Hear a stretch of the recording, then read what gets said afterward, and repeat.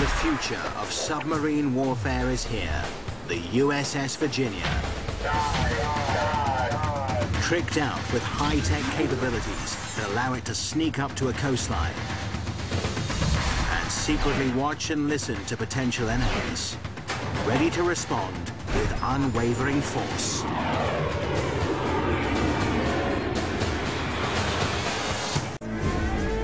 This mega sub is in a class of its own. The all-new Virginia class. This is an amazing ship. Named the USS Virginia as the first of a new class, this amazing sub has staggering capabilities. It's the most advanced and versatile submarine in the world. I mean, we consider this like the Ferrari of the subclass. Its crew are some of the best trained submariners in the US Navy. We picked up Master 2. And they have to be, because this is the most complex submarine ever built.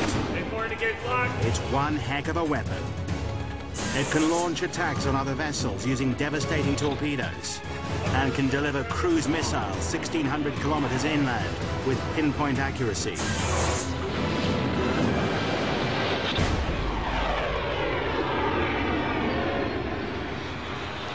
To escape potential enemies, the USS Virginia can dive to depth of up to 240 meters.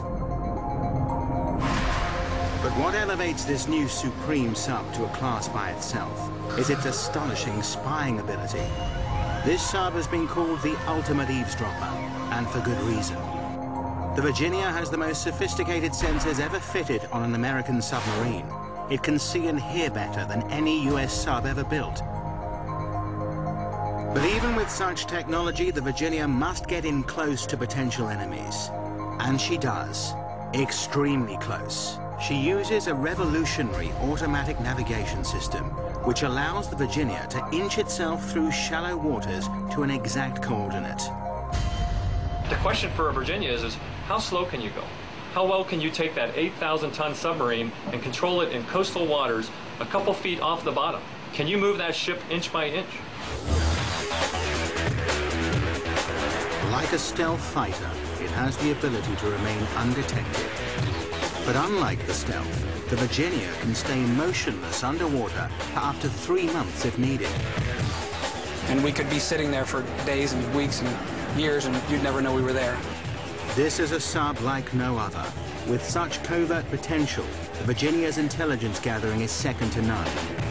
It can also deploy elite forces like Navy SEALs at a moment's notice. Such adaptability makes this sub one of a kind.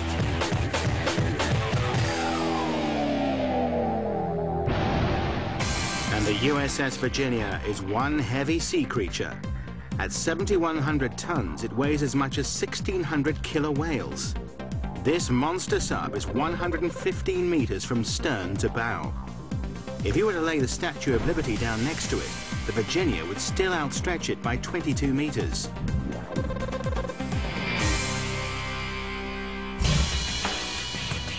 But how does such a beast move so effortlessly underwater? The dynamic thrust of this megastructure is a nuclear reactor. The design and operation of the reactor is top secret.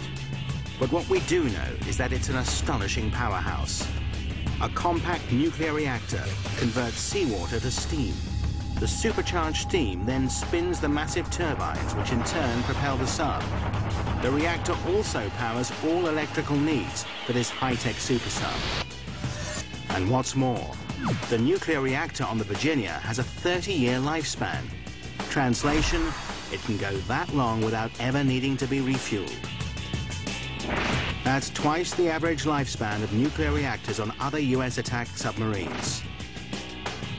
Today, the USS Virginia is an amazing success story.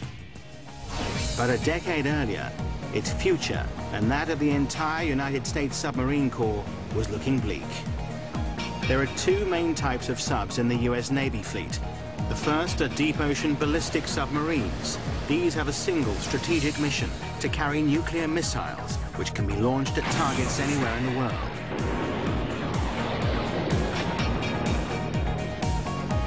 The other type is the attack submarine.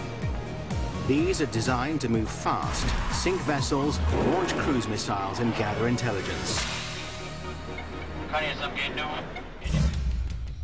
Before Virginia, the state-of-the-art in attack submarine design was the Seawolf class.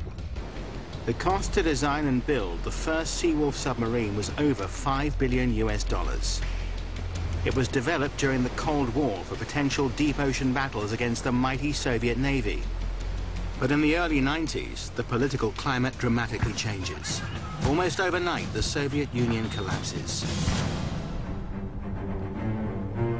America's archenemy has simply disappeared. The costly arms race between the superpowers is no longer relevant.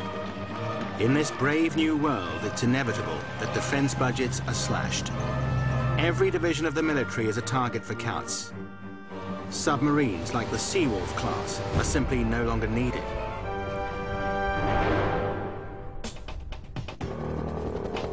But as the 1990s develop, new enemies of the United States and her allies emerge.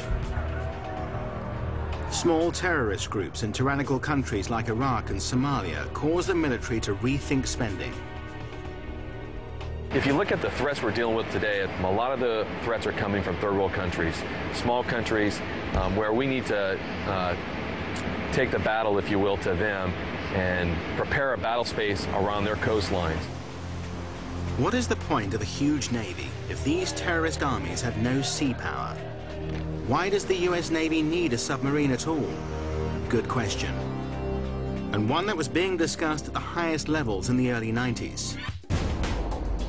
In today's complex world, the military needs to be ever more informed of enemy activity. But US defense already has sophisticated spy planes and satellites. They can see every detail from several kilometers high. They also have better ground reconnaissance and a superior spy system. So what can a submarine offer? In fact, submarines have a lot to offer. The Navy is aware that if they can harness new but unproven technologies, the submarine could remain in shallow waters completely undetected. And what's more, the super spy could stay there for weeks, even months. If a new mega-sub can listen and stay close to enemy lines, it can still be an important military asset. In 1995, the US House and Senate finally agreed on the Navy's plan for a new class of attack submarine. But the Navy has set strict guidelines for the submarine designers. The new class of sub must have awesome spy capabilities. She must negotiate shallow waters with pinpoint accuracy. There, she must remain motionless for days on end, regardless of currents and sea drag. She must be able to deploy high-tech weapons to rain on an enemy whenever needed. And she must also be able to dispatch elite special forces like Navy SEALs. The new super sub must have stealth-like maneuverability and be able to disappear underwater for up to 3 months at a time. It's a tall order by any standards, but there's a catch. They have 1 year less than it took to build the first Seawolf. And incredibly, there's an even bigger catch. It has to be made for 20% less money. With such constraints, there were many in the submarine industry who thought it was simply impossible. I think the reaction is always one of how can we do that? We've never done it before. If the Navy can make this work, it'll provide a major new weapon in the US arsenal.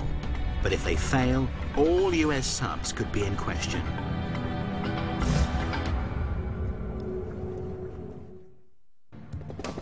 It's 1996. The US government needs to get up close and personal with new terrorist enemies. The Navy insists that submarines can still help in this thorny urban war. They claim they can build a new class of submarine. Bigger, better, quieter, and more deadly. But there's a catch, a big one. It must be built in less time and for a great deal less money than the previous attack submarine, the Seawolf class. With such limitations, this project looks more likely to sink than float. The Navy decides to offer the mammoth design challenge to a trusted company, Electric Boat. Based in Groton, Connecticut, this company has enjoyed bragging rights that span over a century of ship and submarine building for the US Navy. The first sub they built was the USS Holland for the Navy in 1900. The USS Holland revolutionized the US Navy. It marks the beginning of more than a century of military submarine building. Electric Boat's expertise is second to none, but some government officials already fear that this massive challenge may simply be impossible. Despite the huge red flag, Electric Boat